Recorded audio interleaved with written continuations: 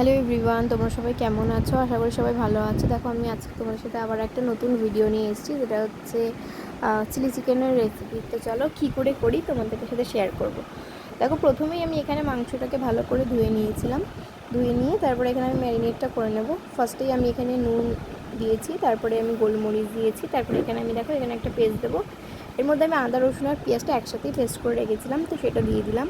এবার এখানে একটুখানি লঙ্কার গুঁড়ো দিয়েছি, জাস্ট এটা কালারের জন্যই দিয়েছি, যেহেতু এখানে কোনো রকমের হলুদ অ্যাড হবে না, তাই জন্য। তারপরে দেখো এখানে একটু ডার্ক সোয়া সস, তারপরে একটু রেড চিলি সস, এটা হচ্ছে red chilli sauce, tomato sauce না, হ্যাঁ।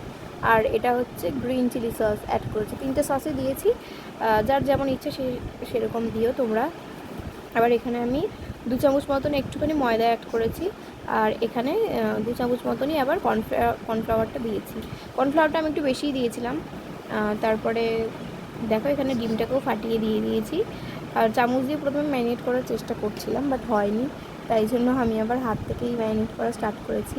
তো ভালো করে কিন্তু মশলাগুলো মিশিয়ে নেবে। এটা তোমরা ওভারনাইটও রাখতে পারো, আমার কাছে সময় ছিল না, তাই জন্য আমি আধ ঘন্টা মতন, মিনিমাম আধ ঘন্টা রাখতে হবে। তো আমি মিনিমাম ওই আধ ঘন্টাই রেখেছিলাম। দেখো আমার ম্যারিনেটটা হয়ে গেছে এখানে। এবার কড়াইয়ের মধ্যে তেল গরম করে পকোড়াগুলো ভেজে নেব। দেখো পকোড়াগুলো আমি ছেড়ে দিচ্ছি একটা একটা করে। এইভাবে তোমরা একটু ভেজে নেবে। এখানে আমি হাফ ছেড়েছি এখনও অবধি, পরে নেক্সট ব্যাচে ছাড়বো। তোমরা একটু লো মিডিয়াম করে ভেজো, হ্যাঁ। আমি এখানে গ্যাসটা বাড়িয়ে দিয়েছিলাম, যার জন্য একটু লালচে লালচে হয়ে গেছে। কোনো অসুবিধা হবে না, নেক্সট ব্যাচটা আমি আবার ভেজে নেব। তো তোমরা একটুখানি গ্যাসের ফ্লেমটা একটু লো করে দেবে, তাহলে ভেতরটা কাঁচাই থেকে যাবে। তো আস্তে আস্তে একটু ভেজে নেবে। এরকম গোল্ডেন ব্রাউন হয়ে গেলে দেখো আমার প্রত্যেক মানে হাফ ভাজা হয়ে গেছে। তো আমি এখানে তুলে নিয়েছি, দেখো প্রত্যেক কটাই আমার ভাজা হয়ে গেছে। এবার যেই ভেজিটেবলসগুলো দেবো, দেখো এখানে আমি পেঁয়াজ কেটে রেখেছি, ক্যাপসিকাম আর টমেটো, আর এখানে লঙ্কা কুচি আর আদা রসুন কুচি। তো দেখো তেলের মধ্যে এখন আমি শুকনো লঙ্কা দিয়ে দিয়েছি, আর যেই রসুন কুচি আর আদা কুচিটা করে রেখেছিলাম সেটাও ফোড়ন দিয়ে দিয়েছি, লঙ্কাটাও দিয়ে দেবো। এবার তিনটেকে একটু গোল্ডেন ব্রাউন হওয়া পর্যন্ত ভেজে নেব। যতক্ষণ না ভাজা ভাজা হচ্ছে, দেখো গোল্ডেন ব্রাউন আমার যে ভাজা ভাজা হয়ে গেছে, যে ভেজিটেবলসগুলো কেটে রেখেছিলাম সেটা এখানে অ্যাড করব, পেঁয়াজ আর ক্যাপসিকাম। তো এবার এই দুটোকে ভালো করে মিশিয়ে নেব, ভালো করে ভেজে নেব, যতক্ষণ না দুটো একটু ভাজা ভাজা হয়ে যাচ্ছে, যতক্ষণ না মজে যাচ্ছে আর কি, ততক্ষণই ভাজবে, বেশি ভাজবে না। তো ভাজা ভাজাটা কমপ্লিট হয়ে গেলে এখানে আমি দেখো একটা সস রেডি করে নেব, যেটা হচ্ছে এখানে পড়ে গেছে ঢালতে গিয়ে, রেড চিলি সস আর একটুখানি গ্রিন সস অ্যাড করেছি, আর একটু সয়া সস দেবো। এই 3টে সস দিয়ে তোমরা একটুখানি ভালো করে আমি এটাকে মিশিয়ে নেব। হ্যাঁ, ভালো করে মিশিয়ে নেওয়ার পর দেখছি এটা একটু ঠিক হয়ে গেছে। একটু জলও দিতে পারো তোমরা, আমি একটু জল অ্যাড করেছি এর মধ্যে, অনেকটা ঠিক হয়ে গেছিলো, তাই জন্য দেখো এবার ঠিক আছে। ঠিক হয়ে গেছে যখন, এই মশলাটা আমরা কিন্তু ভেজিটেবলসগুলো ভাজা হয়ে গেলে অ্যাড করব। দেখো এখানে আমার অলমোস্ট ভাজা হয়ে গেছে। এই পর্যায়ে যখন ভাজা ভাজা হয়ে আসবে, তখন তোমরা এর মধ্যে কিন্তু টমেটোটা অ্যাড করবে। টমেটোটাকে দিয়ে ভালো করে মিশিয়ে নেবে যতক্ষণ না টমেটোটা ভাজা ভাজা হচ্ছে। এবার এখানে আমি একটু নুন দিয়েছি, যাতে সব সবজিগুলোই একটু ভালো করে ভাজা হয়, মজে যায়। তো এখানে আমি নুন আর গোলমরিচ অ্যাড করেছি। নুন আর গোলমরিচটাকে ভালো করে অ্যাড করে এটাকে মিশিয়ে নেব যতক্ষণ না ভাজা ভাজা হচ্ছে। তারপর এটা ভাজা ভাজা হয়ে যাওয়ার পরে আমি এখানে চিকেনগুলোও দিয়ে দিয়েছি।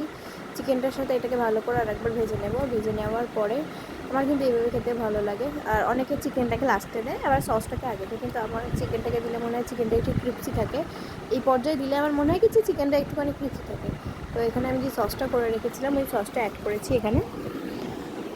সসটা দিয়ে কিন্তু ভালো করে মিশিয়ে নেব, কারণ সস তো নিচে লেগে যেতে পারে। তো ভালো করে মিশিয়ে নেব আমি। অনেকে কিন্তু এই সসটা দেওয়ার পরে এইভাবে খায়, কেউ জল অ্যাড করে না, কারণ এটা হচ্ছে ক্রিপসি চিলি হয়ে যায় তখন। তো আমি একটু জল অ্যাড করবো, একটু যাতে সিদ্ধ হয় সবগুলো ভালো করে। তো এই পর্যায়ে কিন্তু নামিয়ে নিয়ে খেলে ভালোই টেস্ট লাগে। তো আমি এখানে আগেই চিনিটা দিয়েছিলাম, এখানে একটু কম লাগলো তাই আবার দিলাম। তোমাদের সাথে চিনিটা দেওয়াটা শেয়ার করিনি, চিনিটা দেবে, চিনি এখানে মাস্ট। আর তারপরে দেখো এখানে যেই ঠিক হয়ে গেছে, তখন আমি এখানে আমার যতটা পরিমাণ জল দেওয়ার ততটা জল দিলাম। জলটা দেওয়ার পরে ভালো করে নাড়িয়ে নেবো একটুখানি। নাড়িয়ে নেওয়ার পর এটাকে রেখে দেবো একটু, যতক্ষণ ফুটে না যায়। তো এটা ফুটতে থাকুক, ততক্ষণ আমরা মানে এটা ফুটুক, ততক্ষণ আমরা আর একটা চলো পেস্ট দেখে নিই। এখানে দেখো আমি কর্নফ্লাওয়ার নিয়েছি বাটিতে, আর একটু জল অ্যাড করেছি। এবার এই দুটোকে ভালো করে মিশিয়ে নেব। কর্নফ্লাওয়ারটা দলা দলা হয়ে যায়, কিন্তু ভালো করে মিশিয়ে নেবে। দেখো আমার মিশানো অলমোস্ট ডান।